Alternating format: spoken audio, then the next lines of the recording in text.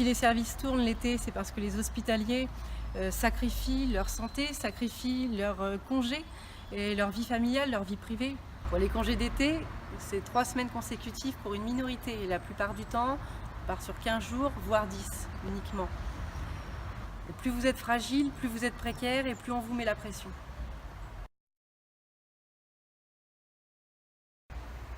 La majorité des hôpitaux ont été obligés de fermer des services, par manque de personnel, par manque de moyens. Les conséquences directes de ces fermetures, c'est une baisse de l'offre de soins pour la population et c'est une altération des conditions et de travail et de prise en charge pour les personnes présentes à l'hôpital, que ce soit soignants ou usagers. Le décret relatif à l'ordre infirmier est passé le 10 juillet 2018. Ce décret oblige les directions à fournir les informations personnelles des professionnels à l'ordre infirmier et il oblige par conséquent à adhérer et à cotiser à l'ordre.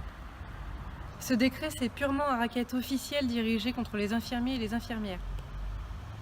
De plus, c'est une instance nocive aux professionnels. Elle va avoir un impact sur nos pratiques de soignants en service, sur notre avenir tant individuel que collectif, sur la démocratie dans nos établissements et elle rajoute une pression supplémentaire disciplinaire. À Sud, on a mis en place une nouvelle action de résistance contre l'ordre infirmier.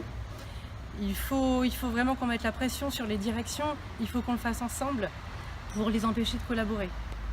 Pour entrer dans cette démarche de résistance, contactez votre syndicat Sud, on vous fournira le courrier adéquat et la marche à suivre. Même gratuit à Sud, l'ordre infirmier, on n'en veut pas.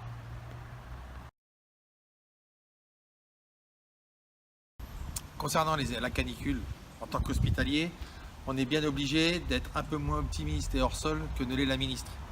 En effet, quand on aura les chiffres officiels, nous mesurerons combien, une fois de plus, le manque de moyens dans les hôpitaux a été nocif à la population durant cette période particulière.